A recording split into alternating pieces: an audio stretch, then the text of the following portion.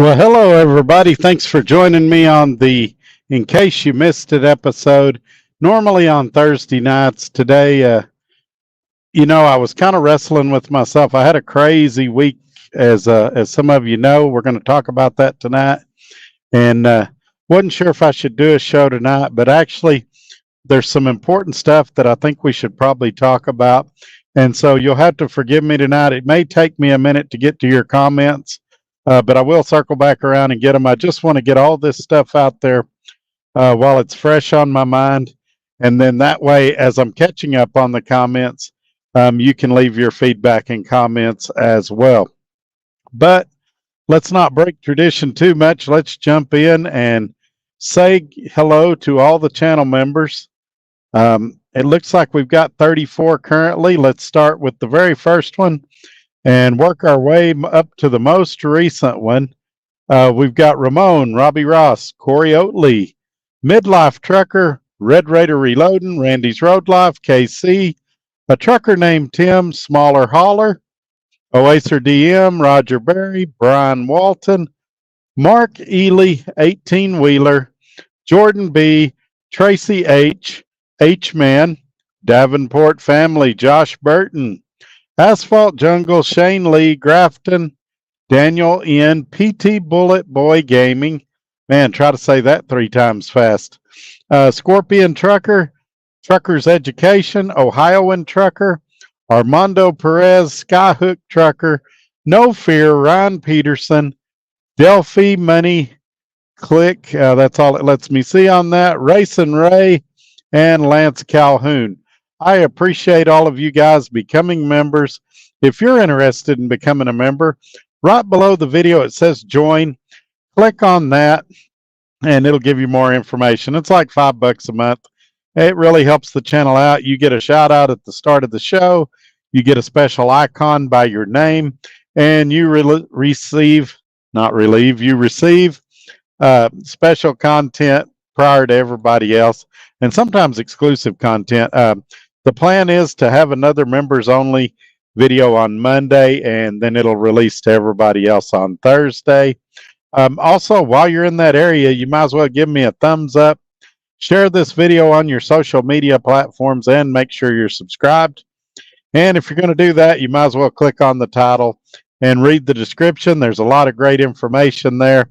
How to get a headset like I've got, how to get the fuel card I recommend, ES Advantage, and how to get a discount on Mudflap and all that other stuff. So check it out when you get a chance. We got more coming to the channel. We just hadn't got it there yet. But let's talk about what happened. So I picked up a load in Seagraves.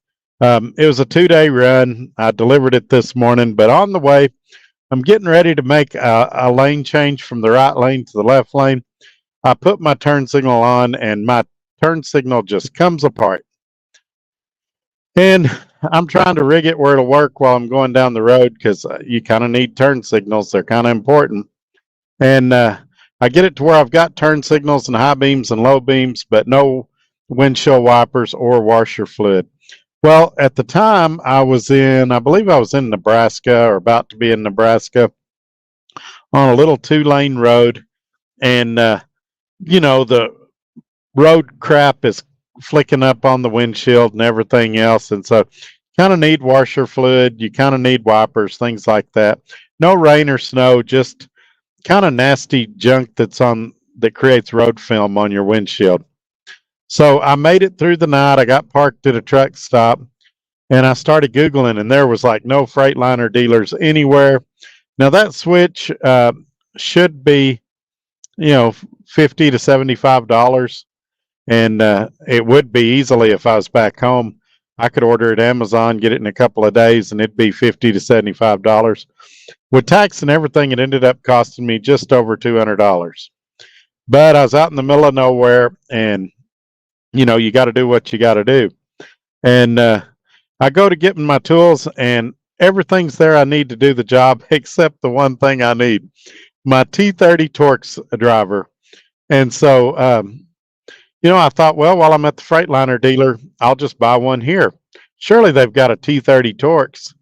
And they said, nope, we don't sell any tools here.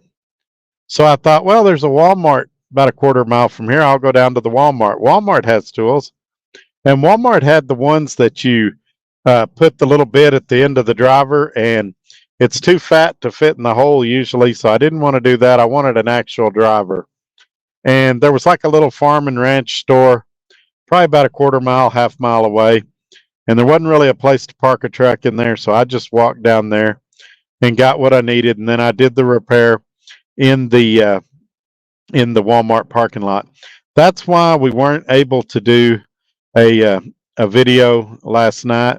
The whole process knocked out about 2 hours or so of time that I desperately needed to drive to get this load there this morning. As you guys know, the cutoff time for scanning trips is 11 a.m. Central Time, and it was like 10:53 this morning when I scanned that trip, cutting it really, really close. And if you're 5 or 10 minutes over, and they'll go ahead and squeeze it in for you, but there's no guarantees, and I really needed that money to come through. And then I was talking to Scott earlier today, and I was like, man, I got to do a show tonight, and I don't have anything to talk about. And he's like, why don't you talk about your turn signal situation, and why don't you tell them what happened to me this week? And I was like, are you okay with that? He said, yeah. He said, I think it would be a good learning thing. So this repair that I had was just a little over $200. And I was, of course, able to cover that. I did the repair myself. It'd have probably been another $200 if I'd have had to have a shop do it. And, if I were to ask you right now, especially you independent contractors, how many of you have $200 to $400 for maintenance set aside? Most of you probably have that. But here's what happened to Scott. Let's put this in perspective. And then right before the show came on, I just found out something a company's doing that I want to tell you about as well and get your opinion on. By the way, I'm going to remove my watch. It like tries to scratch my laptop when I type. But Scott, which I think it was a couple $1,000, like $2,000, $2,500 is, and I didn't get the exact number, but I'm assuming that's about what he spent to get his radiator done. 2 days later, his turbo goes out on his truck, and the little actually, I don't know if it was the turbo. I believe it was the turbo and the actuator beside it. And altogether, he spent over $10,000 getting his truck fixed. Now, when you have a radiator go out and you're getting your truck fixed, in the back of your mind, you're not thinking, all right, 2 days from now, I'm going to break down again, and it's going to cost me another $8,000. And that got me thinking as I was talking to him today, and as he was offering suggestions for the show tonight, how many of us could come up with $10,000 if our truck broke down right now? And I'll be honest, I couldn't. I'm just now climbing out and getting my head above water and able to start putting back for maintenance again like I should have been doing all along, but just I was so far behind, I needed to get caught up. And I bet very few of us could. I bet 75% of the people listening to this show couldn't produce $10,000 right now if they had to. I bet probably 70 or 75% of independent contractors across the country couldn't do it. And so a lot of times when people are starting off, they'll ask me, Todd, how much money should I have saved up? And I always answer the same way, as much as you can. Because while $10,000 is a lot of money and it sounds like a lot of money, what if it had been his engine? What if they'd said, Scott, it's not your turbos. You need a rebuild on your engine. It's $25,000. It's $35,000. It's probably closer to 40 on a Volvo. But anyway, it's just something that I think that we overlook. A lot of guys, when they look at it, they think that they pay themselves first, and whatever's left over, they pay the truck. And I remember a story that my friend Jim over at Roadrunner told me about these two guys that were driving at Roadrunner, and they were making ridiculous money. They were on a special Chinese restaurant account. They were making like 7, 8 grand a week. They were just killing it, take home. And one week they got a big check like that, and their truck broke down. And they were saying, "Oh, we need money. We need an advance. Our truck's broke down." And he was telling them, he's like, "What happened to that $8,000 check you got this week?" And their answer was, "That's our money." And he's like, "No, that's the truck's money. You pay the truck first, and then you pay yourself a salary out of the truck." And so I just wonder how many of us, and hey, I've been guilty of it at times as much as the next guy. I've been guilty of it right now of not putting back as much as I should because I was trying to get caught up on everything. Fortunately, this week I did get caught up, but how many of us are really putting back? And, people would always ask me, how much should you put back? And I would say, well, it depends on your truck, the condition of your truck, the year of your truck. Obviously, the older your truck is, the more you need to put back. When I had that '08 Volvo, I was putting back, if I remember correctly, it was either 28 or 30 cents. Seems like I started at 30 cents or 28 cents a mile, and I went up to 30 cents a mile because I knew every week that truck was going to have something. This Freightliner, while I've been very, very fortunate with it so far, I should expect and plan for something to go wrong with it every week. Now, it might be a $50 repair, but as trucks get older, as they age, you should expect to fix things. Which brings me to the final thing I wanted to talk about, and then we'll circle around, get to your comments, and I hope that some of the things I've said here will spark some comments out of you as well. So, my friend from Randy's Road Life, I think he was just in here a minute ago, sent me a text, and let me get to his text. I told him I was going to talk about it tonight. And it's that a company called First Transportation is introducing a remote video pre-trip inspection platform. Say that 3 times real fast. And all drivers will have a QR code attached to their truck, and they'll have to access it through this QR code and film themselves doing a pre-trip inspection every time. This will help the driver and First Transportation to prevent and improve safety first.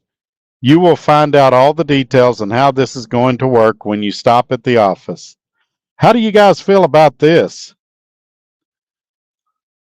I think you guys know what I'm going to say about it, but I've got a problem with this. I mean, first of all, I believe you know which drivers in your fleet are doing pre-trips and which ones aren't. The guys that never find anything wrong and always have blowouts and always get DOT inspections with lights out and stuff, those are the guys that aren't doing pre-trips. The guy that's calling every day, hey, this is out of spec, this ain't right, then they're checking their truck, or they wouldn't know these things. And Randy's comment, and I'm sure a lot of you are going to feel the same way, is he thinks they're going to lose about half their drivers over this. And I don't know where he got this information. It was an official deal he sent me, so I have no reason to doubt its credibility or anything like that. But these are the kind of things that companies are considering, and it's just one more step towards micromanagement. You guys already know how I feel about inward-facing cameras, and I feel like that's an invasion of privacy, and I've got a big, big problem with it. I've worked for a company that it created a lot of conflict. One time I was in Oklahoma City. I'm going to tell this story real quick. I'm sure I've told it before. I was going through construction right there on I-40 where 35 and 40 intersect there, and they had construction, and it was veering you over to the other side of the road, basically down to 2 lanes. so they could work on the other side of the highway. Well, my camera snitched on me and said that I had left my lane. And the company I was working for at the time called me. Now, they didn't bother to look at the video footage. They just automatically assumed, oh, Todd's wrong because we got a notification. And they called me and they were upset. Oh, Todd, you left your lane and this is dangerous and blah, blah, blah, blah, blah. And I said, where did this happen? And they told me, oh, we got video footage. You did leave your lane. I said, yeah, everybody left their lane. It's construction. We were rerouted. Oh, well, I don't think so. It wouldn't have triggered if this was the case. So I sent them my dash cam footage. They still said, well, we can't tell because it was dark that night and you're filming it in light and maybe conditions are different. So I said, I'll tell you what I'll do. At the time, I was booking my own loads at that place too. I'll get me another load through Oklahoma City. And while I'm on the phone with you, we'll drive through that exact same spot again and see if it triggers the camera. And so I go back through there with him. It triggers the camera again. And he goes, well, no need to make a big deal about it. I said, wait a minute now. You were ready to rake me over the coals, and they were going to make me watch safety videos, write-ups, all kinds of stuff over this. And now we're just supposed to forget it, make like it never did happen. And he's like, yeah, it's I guess this is one time it was wrong. Well, why did we not start there instead of assuming the driver's at fault from the beginning? But it was just stuff like that. That's why I don't like the cameras. Now, outward facing, I get it. They can get you out of a lot of trouble, but I believe I should be in control of them. Right now, in my truck is an $1,800 Samsara dash cam facing outwards. I control it completely. Now, if Scott gets a phone call and somebody says, hey, your driver was running cars off the road, swerving, driving erratically, and Scott calls me, I'll say, what time did it happen? I'll send him the footage. I don't have any problem doing that. If somebody backs into my truck and Scott's insurance wants footage, I don't have any problem sending him the footage. What I don't want is a 20-year-old that just got out of college or dropped out of college coaching me, a driver of 27 years, on how to drive a truck. And that's what's happening. These companies are saying, you're the captain of your ship. You're the you're the guy we trust. You're the guy we rely on. But we want to watch your every move in and out of the cab, and we want to critique you and play Monday morning armchair quarterback. Now, Patrick Mahomes, along with many other quarterbacks in the NFL, are great. If I wanted to sit down and watch one of their football games the day after, I could probably critique them. I could probably say, oh, he shouldn't have thrown that pass. They probably shouldn't have went for it on fourth down, things like that. That does not mean I could get on the field and play like Patrick Mahomes. And the same thing with these safety departments. They can critique me all they want to. It doesn't mean they could have gotten the truck and done any better. It doesn't mean in the same exact situation they wouldn't have reacted the same way that I did. They have the ability to freeze videos. They have the ability to back them up.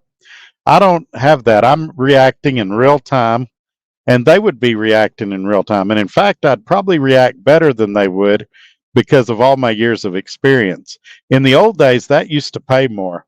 Companies used to pay more for experience. Now they don't. They don't recognize experience. One safety guy told me, we don't like experienced drivers because they get complacent. And I'm like, well, at least they've got a position to be complacent from. You get somebody out of school, they don't know how a truck handles, how it reacts. They don't know what to do in the wintertime, things like that. But anyway, I've ranted enough. I'm curious to see what you guys think about all of this. Let me circle back around and say hi to people that's been in here for a long time now. Red Raider Reloading channel member has been here almost an hour waiting. So he was the first in today. Let's say hi to him. He did mention to me privately in text messages that He's got a couple deliveries tonight, so he's just going to be in here for a little bit, and then he'll be part of the replay gang later on. He says, I'm here early, got my front row seat. Yes, sir. Russell Freight Services says, hey, everyone. And channel member Red Raider says, hello, Russell Freight. And Gary Cook says he'll be listening while driving. I never know how many people's going to be here when we do a show on a weird night. Friday night, a lot of you guys are out on dates with your wives or your girlfriends, or, a few of you are driving down the road, and I appreciate all of y'all being here. I had no idea what kind of a viewing we'd get tonight, but hopefully we'll pick up even more on the replay. No, sir. Channel member Midlife. Wait, it's not Thursday? No, this is a special Friday edition of the Thursday show.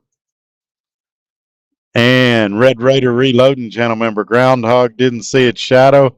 I guess he lost too much weight. Yeah, and I guess that's supposed to mean winter lasts a lot longer. I hadn't heard that about Puxatawny Phil. And a trucker named Tim, who's also a channel member, is here. Glad to have you. Daryl McNeese says, hey, Todd. Hello, Daryl. And Red Raider Reloading channel member says, good way to lose drivers. Yeah, I had a company, this is a few years ago, they did something similar to that. They would make drivers take a picture of all four corners of their truck and send it in a text message. And I said, that doesn't prove you did a pre-trip. All that does is prove you walked around your truck. And how do they know you don't just take 4 pictures and use the same 4 pictures every day? I mean, that doesn't prove nothing. But they, I think what it is, and this is my true opinion, I think these guys get these jobs at these companies, and they feel like in order to look like I'm a productive member of the company, I've got to come up with an idea or a procedure every day or every week. And they sit around and think, what could we do that'll make me look good to the boss? And they think up all this crazy stuff that probably in the end doesn't do nothing for safety. And speaking of safety, I'm going to tell you another story. And this is on a friend of mine. He's not going to like me telling this story, so that's why I'm not going to say his name. But I had another friend that went to a company. He had a real nice Peterbilt. Well, it looked nice. It was a 20-footer. And you open the hood, though, and he had heater lines that were crimped with vice grips. He had all kinds of chaos under the hood. And I kept telling him, you're going to get caught at a scale. You're going to get put out of service. This truck's not roadworthy. It's not safe. You need to park this thing. And he said, well, I got to make money. And I said, this truck's not making you money. This truck's waiting to blow up on you. And he said, well, the freight rates aren't good enough to get it fixed. And at the time, that's when rates were actually pretty decent. I was making good money. And he said, I just don't have the money to get it fixed. And I said, well, what are you going to do if it lays down on the side of the road? He said, well, my boss said at that point he'll help me. And I told him, I said, what you have is not a business plan. It's a safety net. And I said, it's great, absolutely great if you work for a company that will help you fix your truck. You get broke down somewhere, they say, yeah, we'll loan you the money, we'll let you pay it back, $150, $200 a week. If you work for a company that'll do that for you, that's great. That's great. But it's not a business plan, because that guy's finances may change. His business philosophy may change. And he may at some point say, hey, I don't want to fix trucks no more. I want drivers to take care of their equipment. And so I just, some of you, I know that's what you're doing. You're spending every dollar that comes in, and you're thinking, well, if I get in a crunch, my company will bail me out. And maybe they will or maybe they won't. I've worked for a couple of companies that they would, they had a maintenance account. You'd put 10 or 15 cents a mile in it, and they would, you get it fixed. But if you went in the negative, and I mean $100 in the negative, then all of a sudden you lost control because you were using their money. And they would say, yeah, we'll help you get drive tires, but we'll only let you get recaps. Or, yeah, we'll let you get drive tires, but you can only get uh, the brand that we say is okay. And it's got to be done at our shop. Or, yeah, we'll put batteries on your truck, but it's got to be at this place, this style of battery. You lost all your control. We'll do an oil change, but I know you've been running synthetic. We're going to just do the cheapest oil change we can do. And a lot of guys would get mad about it. And so, like at both of those companies, I put ridiculous money into maintenance because I didn't ever want to be in that situation where the company was making repair decisions for me. That's one of the main reasons I started doing this is I wanted to be in charge of my maintenance and making those decisions.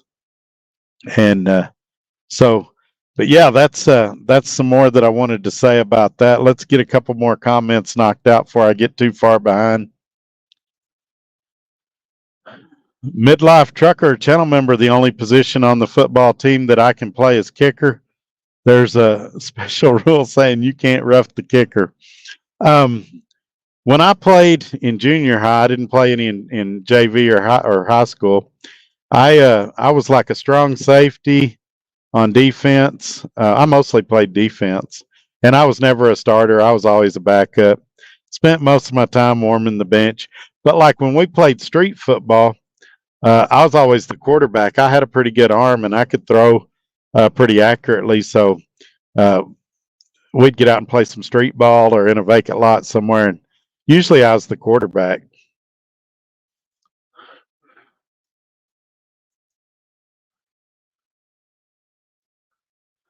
Red Raider Reloading, a friend of mine works for a steel company in town. The dash cams they have are really sensitive. You turn your head to look out the mirrors, and alert will go off saying inattentive driving. Yeah, I was looking at some new cars lately, technology they're putting on, and namely it was the new Ford Explorer. And it's got that, self-driving ability to where if you're on a road that it's familiar with, you can take your hands off the wheel and it'll drive the car for you basically. But it has a deal right on the top of the steering column that watches your eyes. And if it thinks you took your eyes off the road, even for just a split second, it makes you go back to driving it. And I'm like, man, that'd be worse than just driving the car. You're sitting there and, you're not driving. You're just kind of watching as you go down the road.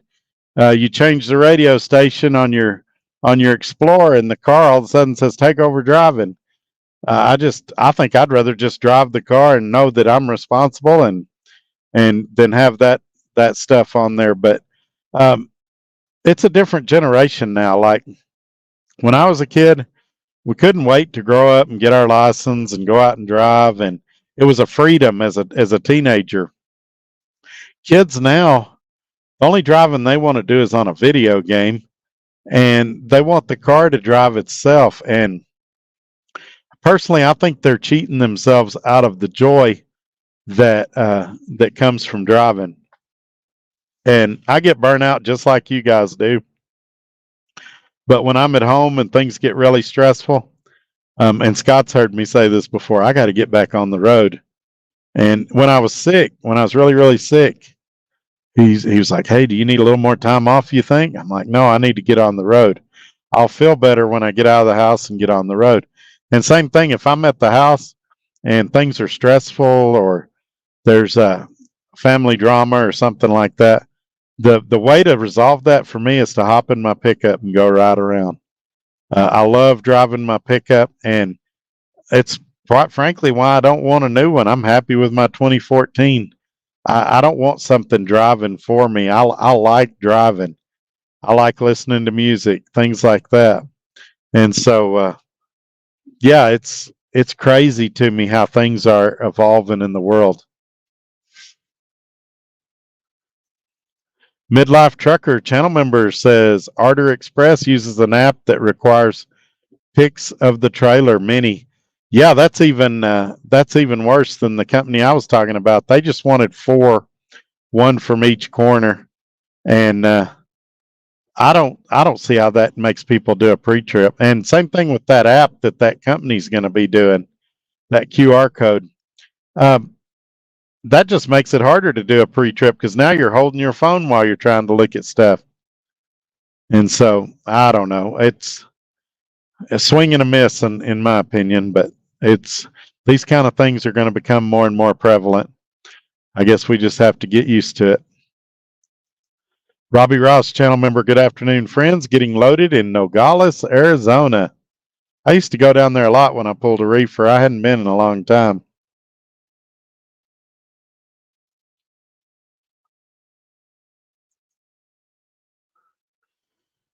Channel member Midlife says Christensen has cameras with AI. They might suggest you drink less coffee while driving. Yeah, they have a lot of that kind of stuff, and AI does more than that. I was looking into it a lot when Swift started talking about cameras, and it counts how many times you blink, and if you blink so many times in a minute, then it says you're fatigued.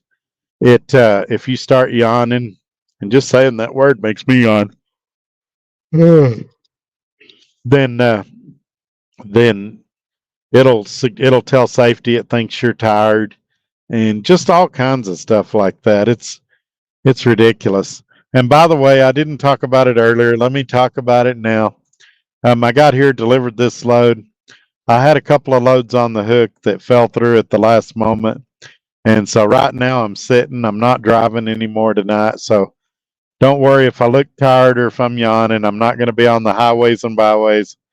I'll be doing a few phone calls after this and going to bed. I'm going to look for loads again in the morning. It's highly unlikely I'll find anything this weekend.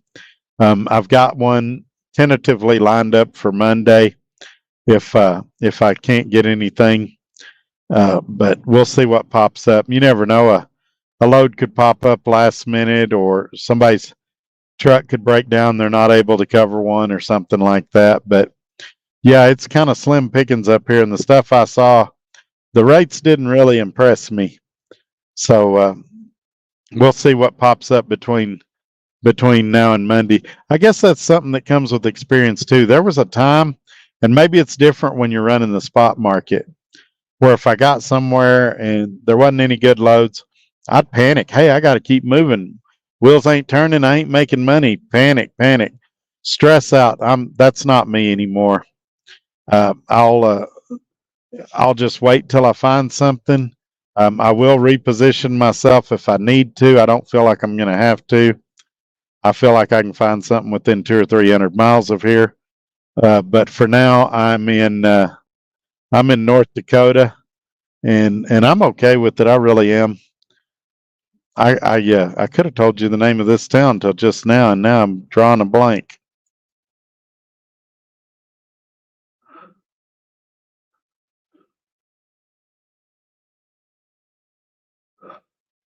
That's bad when I don't know where I'm at. It'll come to me in a minute. Here, I can look it up this way. I'll look on the load boards where I was looking earlier today. While I'm trying to get my memory back from being an old man, y'all go ahead and type some comments and I'll get to them here in just a second. Williston. I am in Williston, North Dakota. And I know that because my phone told me so. So anyway, while we're waiting, it's a great time to remind everybody again, it's been about 30 minutes since I did it.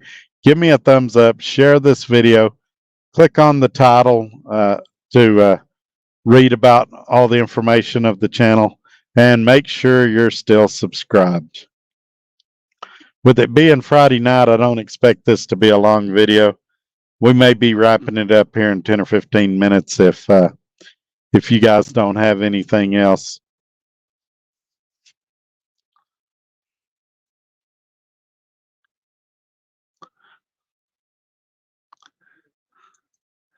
Channel member Midlife says, "Ask Siri where you're at." Yeah, and this is another embarrassing thing to admit. I find myself doing that a lot, asking Siri or Google, either one, because I have both in here. Where am I? And it'll tell you where you're at. Now that I've switched back to the Rand McNally GPS, down at the bottom, it has a little section where you can have it tell you what road you're on or what town you're in. A lot of times I have it set on town because everybody that calls me, "Hey, where you at?" And I can glance at it real quick. Oh, I'm here. And but yeah, it's after a while, all these towns and cities start looking alike. It and even the roads are in poor condition wherever you go, so it doesn't really matter. Another big announcement that I probably should have started the show off with this. A lot of you guys have been asking for me to have Scott on the show, so you could ask him questions about SRO. And I've been real reluctant to do it up until this point. But I think we're going to try to schedule that and do that. His concern, I mentioned it to him today. Today was the first time we ever talked about it. His concern was he drives a lot of evenings and nights. And so he's got to plan it and make sure he's parked in a good area with a good cell signal and things like that. My concern was that a lot of times I have to cancel shows because I'm getting loaded or I'm in a bad signal area or something like that. So, and plus he's a busy guy. We're just trying to make our schedules mesh. I told him probably the best time to do it would be one time when I'm on home time because I'll be at the house with good signal.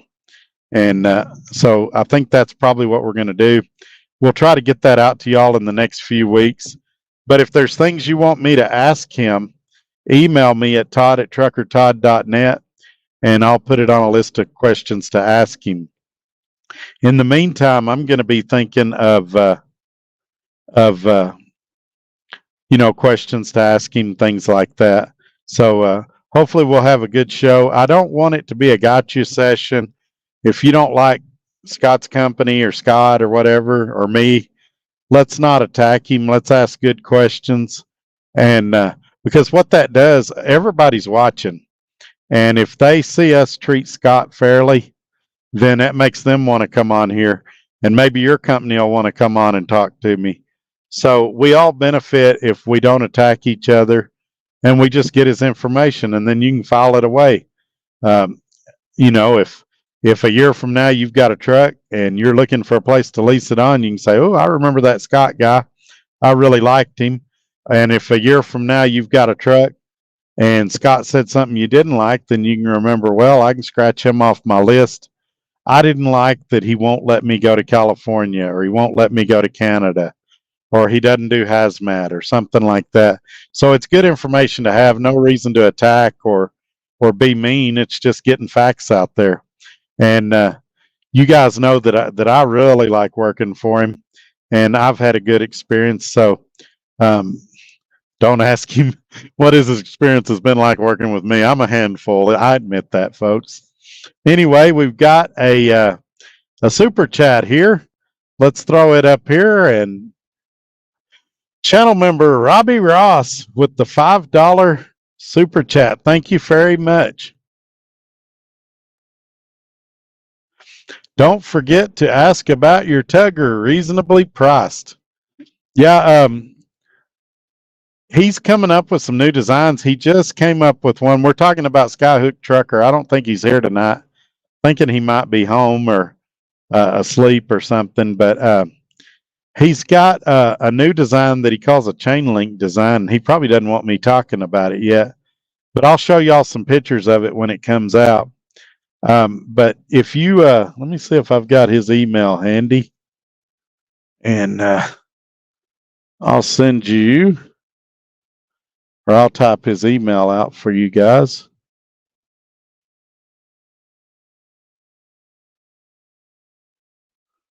Oh, it didn't work that way. I'm going to have to do it on this phone. Give me just a second. This will be worth it.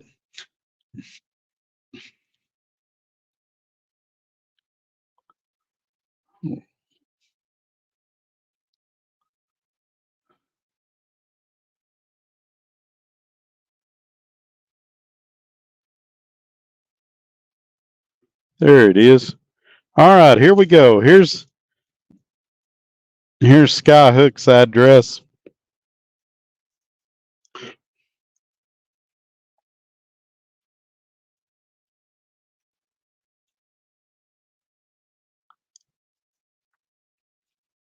Sorry, I'm a slow typer.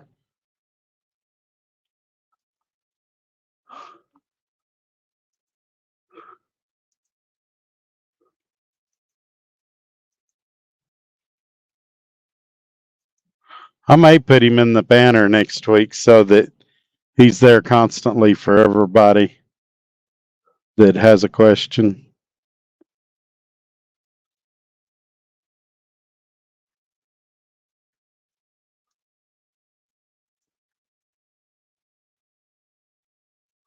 All right, there it is.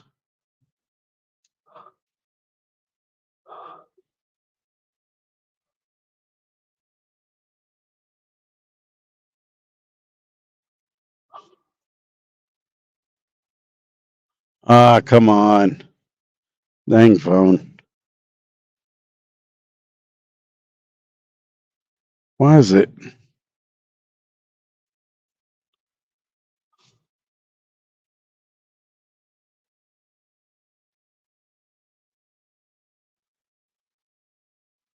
Well, now I don't have that. Wonderful.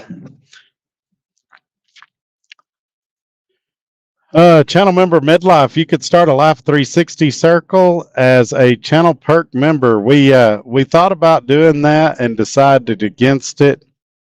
I've had some, let's just describe them as mentally unstable people that have caused problems in the past, and probably wouldn't be the best situation for certain people to know where I live or where I'm at, things like that.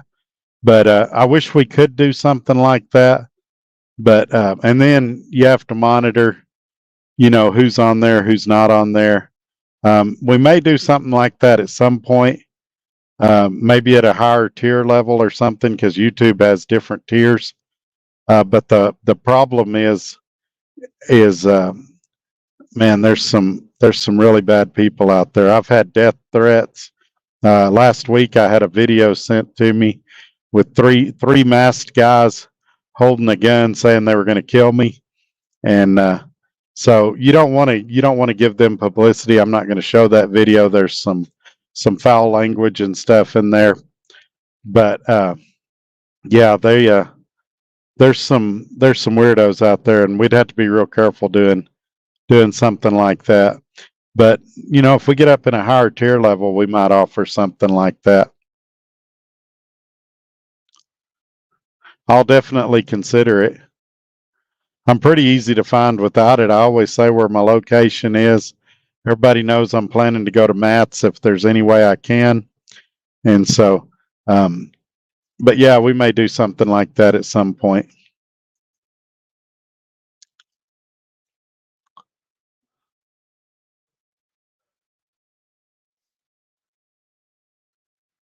All right, the chat got really silent all of a sudden.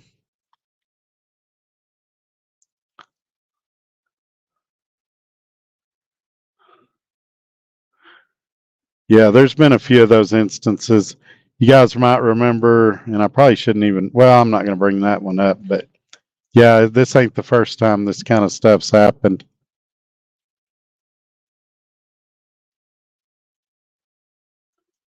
Mud Truckin', who also got one of the Trucker Todd tuggers, says, I've got Skyhook's email if you need it. I just posted it up on the screen. And so it's up there for those that want it. But I appreciate it, Mud Truckin'.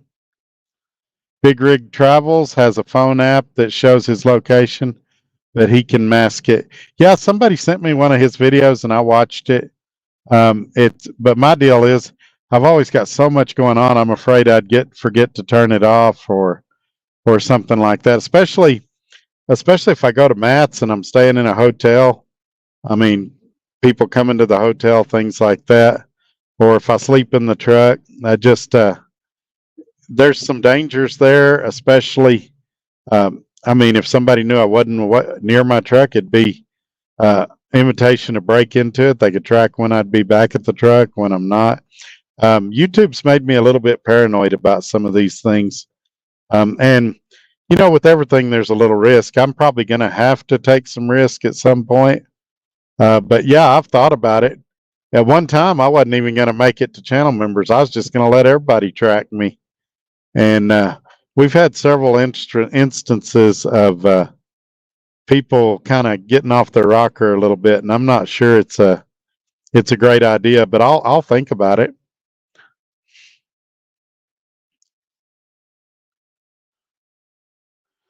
We could call it the Gorilla Gang or something, and you guys could track me from there. And then there'd be some monitoring. I'd have to keep up with who was still a member and who wouldn't. I don't think it'd be that hard to do.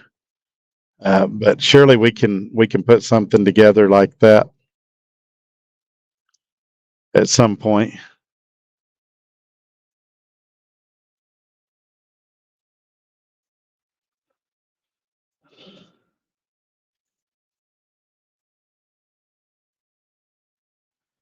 It's Robbie Ross, channel member, says that's so stupid. You getting a death threat? Gee, stinking whiz! Are you selling nuclear codes? Let's be real, folks. Get a life. Yeah, it's happened a few times. It's not just once. Like I said, I don't want to. Some of them I don't want to talk about on here because um, I don't want to respark old battles or things like that. But yeah, at one point there was at a previous company I worked at, there was a guy that said if he saw me at a terminal, he was going to shoot me. The company was aware of it and did nothing about it. And so, at most companies threatening another driver, even if I said I was going to beat somebody up, that'd be grounds for termination. But apparently at that company, you can say you're going to shoot people and they're okay with it. The guy that said it was a credible threat. He carries, admittedly, multiple weapons on his truck, and the company didn't want to do nothing about it. So, yeah, I just have to be careful. And I've said before that some of my comments eventually I'm going to get sucker punched in a truck stop. I expect that, but you don't expect to get shot or stabbed or kidnapped or nothing like that.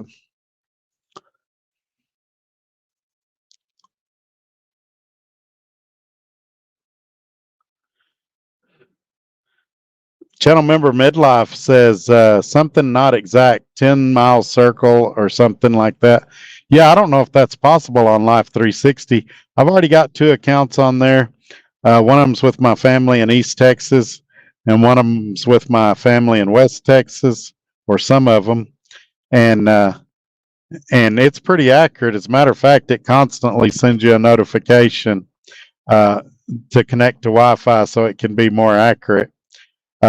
If we could do it and maybe I need to email Life 360 and see if there's a way to do it so that we can kind of give people what they're looking for. They can get a general idea of where I'm at. Brittany Richardson had some stalkers, says channel member Midlife. Yeah, I've had a few.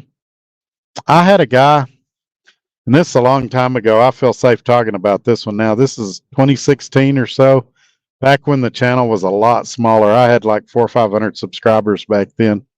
He was my first stalker, and he would call me, and if I didn't answer the phone because I was on another call or maybe I was taking a shower or something, he would leave a voicemail and he'd be crying, Todd, I don't understand why you won't answer my calls. And I told the guys, like, man, you're going to have to chill out or we're going to have to quit talking. And he's like, all right, I'll get better. I'll get better. Well, then my AT&T bill comes in and it's got a credit on there. And I'm like, what's this? And there was a $500 payment on there. And I asked my wife, I'm like, did you pay $500 on the cell phone bill? No, it wasn't me, Todd. And this guy had took my phone number to an AT&T store and made a $500 payment on my cell phone. And so I was like, well, that's kind of strange.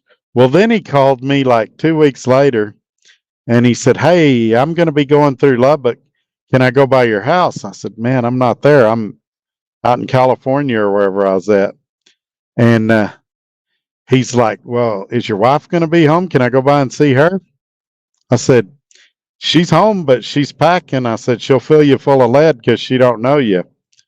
And I called her right then. I'm like, be careful. There's a weirdo running around. And we've since moved from that place. But, with the internet now, you can find anybody. And it's just kind of a weird situation. If you've never been in it, it's kind of hard to understand. And I get it. It's people watch me, 6 hours a week or whatever on YouTube. And you kind of get to know each other. Some of you that comment a lot, some of you get to talk to me on the phone and you feel like you know them. They feel like a part of your family. But it's kind of weird on this end when they start wanting to go to your house or they start showing up at places you weren't expecting to see them and things like that. Boy, this show has gone dark in a hurry. Anyone hear about Carl Weathers passing away? I haven't heard that, and I hope it's not true.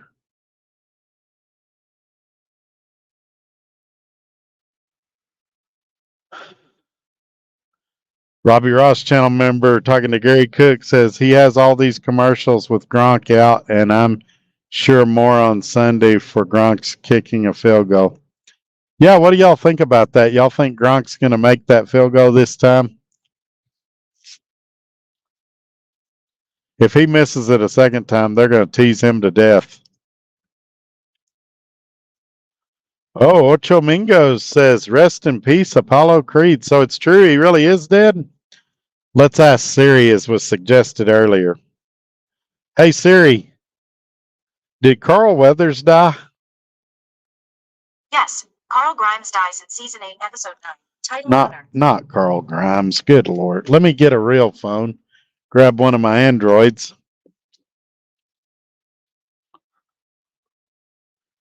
Did Carl Weathers die? Oh, it's true. He did die. Oh, man.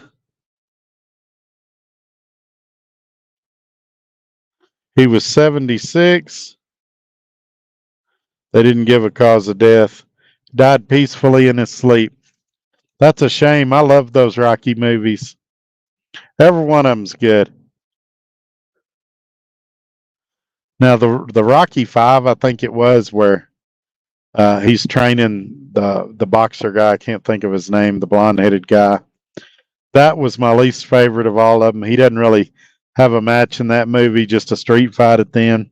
But it was still pretty good. It just wasn't my favorite by far. And like always, this episode's brought to you by Coke Zero.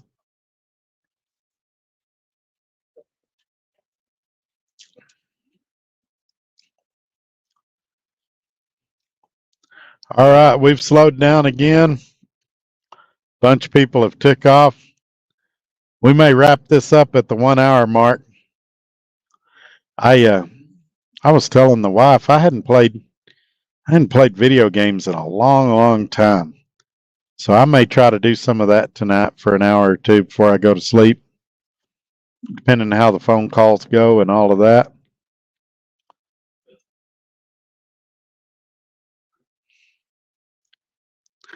I heard there's a Rocky 7 coming out. I hope it's true, but I mean,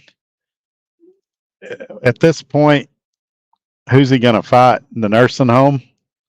I mean, he's 70-something years old, and I realize saying that he could still kick my butt, but it just, I don't know. They did the whole Creed thing, and he's kind of separated himself from Creed, and I just don't know.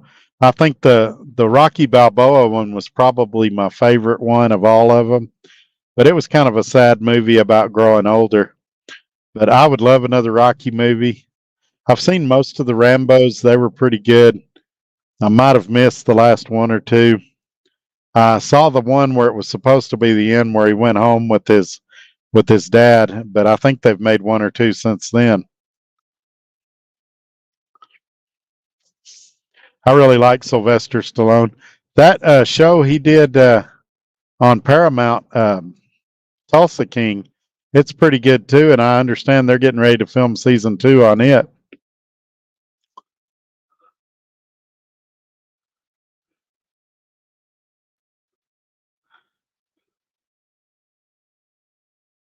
All of these shows, though, they got way too much cussing on them. I get it; it's supposed to be kind of a gangster show, but man, could we cut the f bombs like in half? I realize I'm a truck driver and I'm supposed to love that kind of talk, but man, everything in moderation.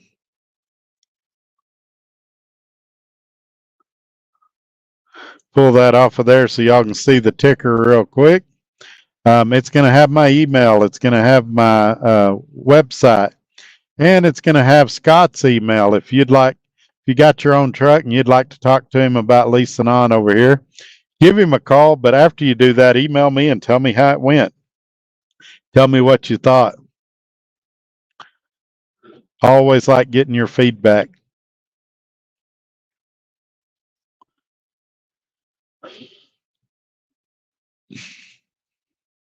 Okay, I think it's time for us to tap out. The comments have dried up and we've said all I had to say.